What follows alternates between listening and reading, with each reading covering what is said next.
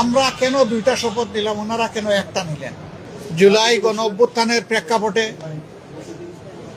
ধারাবাহিক প্রক্রিয়ার মধ্য দিয়ে এ মাসের 12 তারিখ যে নির্বাচন অনুষ্ঠিত হয়েছে, একই সাথে জাতীয় সংসদের নির্বাচন এবং গণভোট অনুষ্ঠিত হয়েছে। এই নির্বাচনে জাতি আশা করেছিল দেশের মানুষ নিঃসংকোচে স্বাচ্ছন্দ্যে উৎসবমুখর পরিবেশে তাদের ভোটের আমানতটাকে তারা প্রয়োগ করবে। দুঃখের বিষয় যে এটা পুরোপুরি প্রত্যাশা পূরণ হয়নি। বেশ কিছু জায়গায় অনেক সমস্যা হয়েছে, আপনারা জানেন, ওইদিকে আজকে আমরা যাচ্ছি না। আজকে ছিল নির্বাচিত জনপ্রতিনিধিদের শপথের দিন। আমাদেরকে চিঠি দেওয়া হয়েছিল গতকাল গভীর রাতে, যেটা আমাদের জন্য কিছুটা অস্বস্তিদায়ক ছিল। তারপরে আমাদের নাগরিক দায়িত্ব হিসাবে দেশবাসীর প্রতি সম্মান রেখে আমরা এসেছিলাম শপথ নিতে। ইতিপূর্বে বেশিরভাগ ক্ষেত্রেই আমরা লক্ষ্য করেছি একই দিনে একই সময়ে শপথ অনুষ্ঠান অনুষ্ঠিত হতো। এবারে বোধহয় আপনারা তার ব্যতিক্রম লক্ষ্য করেছেন। সরকারি দল আমাদের আগে তারা শপথ নিয়েছেন। আমাদেরকে সংসদ সচিবালয় থেকে যে পত্র বা চিঠি দাওয়াতনামা দেওয়া হয়েছিল, সেখানে 2টি শপথের কথা উল্লেখ ছিল। বলা হয়েছিল সংসদ সদস্য হিসেবে আমরা প্রথমে শপথ নিব, একটা সাদা ফর্ম আমাদেরকে বিলি করা হবে, প্রয়োজনীয় লেখাজোখা শেষ করে আমরা সেটা জমা দেব। আরেকটা শপথ হবে জুলাই চার্টার এবং গণভোটের যে প্রজ্ঞাপন হয়েছিল তার ভিত্তিতে সেই শপথটা গণভোটের শপথ, সংস্কারের শপথ। এখানে সংস্কার পরিষদ সদস্য হিসাবে আমরা আরেকটা শপথ নেব। আমরা হলে প্রবেশ করার পরে সংসদ সচিব আমাদেরকে জিজ্ঞেস করলেন যে স্যার, সকালবেলা সরকারি দল তারা শপথ নিয়েছেন, তারা শুধু সংসদ সদস্য হিসাবে শপথ নিয়েছে, আপনারা কি করবেন? আমরা তখন বললাম যে আমরা দুটিরই শপথ নিতে এখানে এসেছি। আমাদের তো গভীর রাতে আপনারা দাওয়াতনামা পাঠিয়েছেন, তারপরে আমাদের কোনো কনসার্ন থাকলে আগেই আমরা জানাতাম। আমরা কেন দুইটা শপথ নিলাম, ওনারা কেন একটা নিলেন? ওনারা কেন নিলেন তার ব্যাখ্যা ওনারা দিয়েছেন। আমরা যে ব্যাখ্যাটা দিতে চাই, আমরা মনে করি যে 26-এ কোনো নির্বাচন হওয়ার কথাই ছিল না। এই 26 সালের নির্বাচনটা হয়েছে 24-এর গণ অভ্যুত্থানের কারণে। আমরা গভীর শ্রদ্ধার সাথে যাদের কারণে আজকের এই নির্বাচন, আজকের এই সংসদ, আমি তাদেরকে স্মরণ করছি, যারা জীবন দিয়ে দুনিয়া থেকে বিদায় নিয়েছেন। আল্লাহ তাদেরকে শহীদ হিসাবে কবুল করুন। যারা লড়াই করে আহত হয়েছেন, পঙ্গু হয়েছেন, তাদের প্রতি আমাদের গভীর সমবেদনা। আল্লাহ তাআলা তাদেরকে সুস্থতার নিয়ামত দান করুন। আর নির্বিশেষে গোটা দেশবাসী ফ্যাসিবাদের বিরুদ্ধে সেদিন লড়াই করেছিল, আমরা তাদের প্রতি গভীর কৃতজ্ঞতা প্রকাশ করছি। সম্মানিত সাংবাদিক বন্ধুগণ, আমরা আজকে হয়তো শপথ নিতে ভিন্ন চিন্তা করতে পারতাম, কারণ জুলাইয়ের আকাঙ্ক্ষা এবং গণভোটের রায়, এই দুইটার প্রতি সম্মান দেখানো রাজনৈতিক দল হিসাবে আমাদের পবিত্র দায়িত্ব আমরা গণ্য করেছি। আমরা গণভোটের রায়কে সম্মান করেছি, জুলাইয়ের আকাঙ্ক্ষাকে সম্মান করেছি, যারা আমাদেরকে ভোট দিয়েছেন তাদেরকে সম্মান করেছি, এবং আমরা একমত হয়েছি যে এই শপথ নেওয়া আমাদের কর্তব্য। তবে আমরা মনে করি সরকারি দল শপথ না নিয়ে তারা জুলাইকে উপেক্ষা এবং অবজ্ঞা করেছেন। এতে জন আকাঙ্ক্ষার বিপরীতে তাদের অবস্থান বলে আমরা মনে করি। সংস্কারের বিপরীতে তাদের এই অবস্থান স্পষ্ট। যদিও তারা ব্যাখ্যায় বলেছেন যে সংসদ বসে তারপরে প্রভিশন ক্রিয়েট করে এটা তারা দেখবেন, আমরা এটা দ্রুত দেখতে চাই। যদি তারা জুলাইকে সম্মান করেন, যদি সংস্কারকে তারা ধারণ করেন, যদি আজকে যিনি প্রধানমন্ত্রী শপথ নেবেন তিনি নিজেও নির্বাচনী ক্যাম্পেইনে গিয়ে বলেছেন যে আপনারা গণভোটে হা বলুন, যদি এর প্রতি তারা শ্রদ্ধাশীল হন, আমরা মনে করি তারা ওই শপথটাও নেবেন। কার কাছে শপথ নেবেন সে দাবি আমরা করব না। ওনাদের পছন্দ মতো অ্যাপ্রোপ্রিয়েট অথরিটির কাছে ওনারা নিতে পারেন, আমাদের কোনো অসুবিধা নেই। কিন্তু আমরা দেখতে চাই জুলাই সম্মানিত হয়েছে এবং জুলাই স্বীকৃত হয়েছে। জুলাইকে অসম্মান অশ্রদ্ধা করে স্বীকৃতি না দিয়ে 26-এর এই পার্লামেন্ট নিশ্চয়ই কোনো গৌরবের আসনে বসতে পারবে না। আমরা আশা করেছিলাম তারাও শপথ নেবেন দুইটা, আমরাও নিব দুইটা সকালবেলা। তারপরে তারা আমাদেরকে অথরিটির পক্ষ থেকে দাওয়াত করেছিলেন বিকালের অধিবেশনে, যেখানে মন্ত্রী পরিষদের শপথ হবে, সেখানে অংশগ্রহণ করার জন্য। আমরা প্রত্যেকে 3টা করে কার্ডও পেয়েছিলাম, মানসিক প্রস্তুতি আমাদের ছিল, কিন্তু আমরা এসে ধাক্কা খেয়েছি। আমরা আমাদের জুলাই শহীদদেরকে অশ্রদ্ধা করতে পারি না, জুলাই যোদ্ধাদেরকেও আমরা অশ্রদ্ধা করতে পারি না।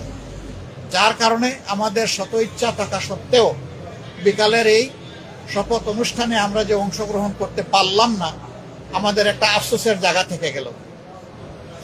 আমরা স্বাচ্ছন্দ্যে যেতে পারতাম যদি আমাদের মতো তারাও 2টা শপথ নিতেন, তাহলে আমাদের কোনো ধরনের কোনো আপত্তির জায়গা থাকতো না। আজকে আমরা যারা শপথ নিয়েছি, আমরা নির্বাচনী প্রক্রিয়ার সময় জামাতে ইসলামীর পক্ষ থেকে বলেছিলাম যে আমাদের কেউ যদি সংসদ সদস্য নির্বাচিত হন অথবা আমরা যদি সরকার গঠন করি কেউ মন্ত্রী হন, তাহলে আমরা সরকারি প্লটের সুবিধা নেব না এবং ট্যাক্সবিহীন গাড়িতে আমরা চড়ব না। আমরা আজকে আবার পুনর্ব্যক্ত করছি, আমাদের এই সিদ্ধান্তে আমরা অবিচল এবং অটল। আমরা এটা নিব না, এই সুবিধা। এছাড়া বাকি কতটুকু না নিয়ে পারা যায় সেটাও আমরা দেখব। আমরা সরকারি দল হতে পারি না, এই নিয়ে আমাদের কোনো আফসোস নাই। আমাদের আফসোসের জায়গা পরপর 3টা নির্বাচন ধ্বংস হয়ে যাওয়ার পরে জাতি বড় আশা করেছিল, যেভাবে উৎসব মুখর পরিবেশে তারা অনেকে ভোট দিয়েছেন, ঠিক তাদের ভোটের প্রতিফলনটা হবে যখন ফলাফল প্রকাশ হবে। কিন্তু সেখানে অনেক কিছু ঘটেছে, সেটা অন্য এক সময় আমরা বলবো। যার কারণে জাতির এই উৎসব ফল প্রকাশের সাথে সাথে মিলিয়ে গেছে। তারপরে আমাদের পক্ষ থেকে আমরা বলতে চাই, আমরা দেশকে ভালোবাসি। দেশ এবং জনগণের ভালোর জন্য সরকারও যদি কোনো উদ্যোগ নেয়, আমাদের সমর্থন তারা পাবে না। কিন্তু যদি আমরা দেশ এবং জনগণের স্বার্থের বিপক্ষে কিছু দেখি, তাহলে আমরা জনগণের হয়ে এই জনস্বার্থ বিরোধী কাজের বিরুদ্ধে আমরা লড়াই করব, আমরা প্রতিরোধ গড়ে তুলব ইনশাআল্লাহ। এবং সেটা জনগণের জন্য, জনগণকে সাথে নিয়ে।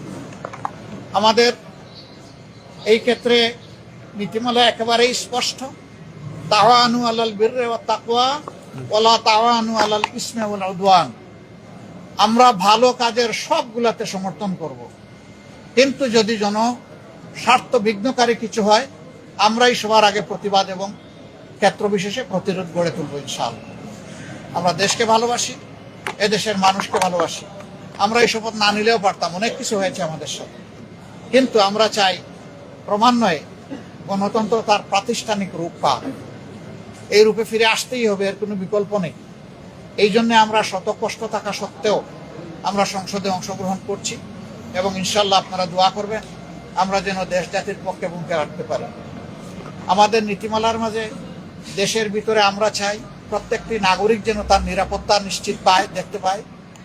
মানুষের অর্থনৈতিক মুক্তি যেন আসে, যুবকদের বেকারত্ব যেন দূর হয়, কর্মসংস্থান যেন তৈরি হয় এবং মর্যাদাশীল একটি দেশ হিসাবে পররাষ্ট্র নীতি যেন আমরা নিজেরটা নিজেই আমরা গড়ে তুলতে পারি।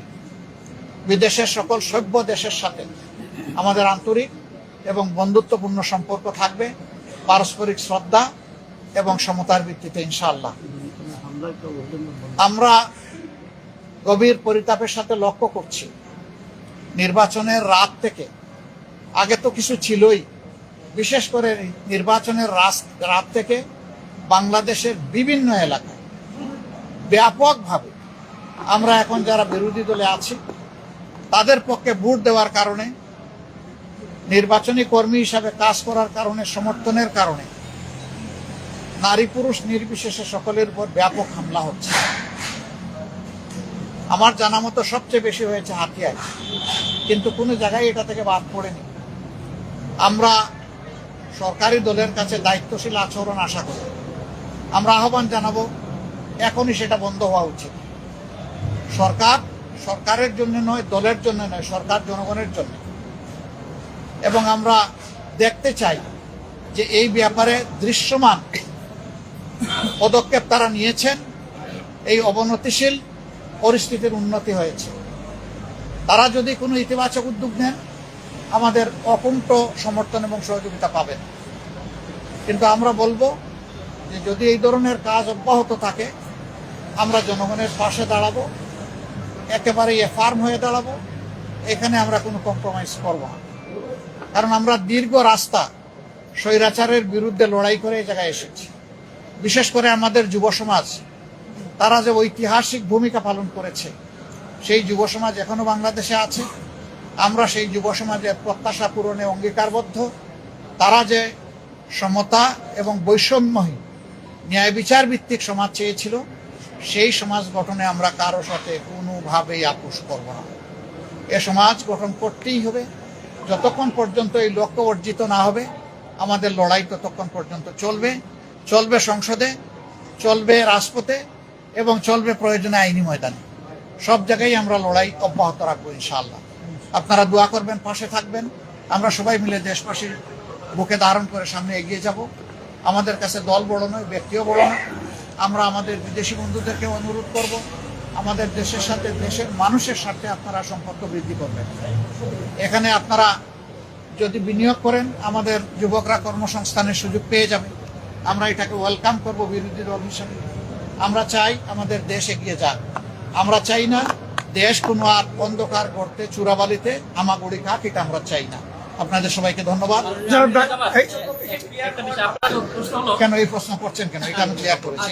দ্বিতীয় প্রশ্ন হলো যে অন্তর্বর্তী সরকারের যে উপদেষ্টা খলিলুর রহমান বর্তমান সরকারের নেত্রী হিসেবে যাচ্ছেন, এই বিষয়ে আপনাদের দেখেন, এটা তো সরকারি দল তাদের চয়েসের মানুষ নিয়েছে। তবে আমরা এটাকে ফেয়ার মনে করি না। যারা ইন্টারিম গভর্নমেন্টের পার্ট ছিলেন, তারা আবার একটা রাজনৈতিক গভর্নমেন্টের অংশ হবেন, তাহলে তারা কতটা নিরপেক্ষ ছিলেন না, সেই জায়গায় প্রশ্ন উঠতেই পারে। আমরা এটাকে খুব বেশি আমরা ফেয়ার মনে করি।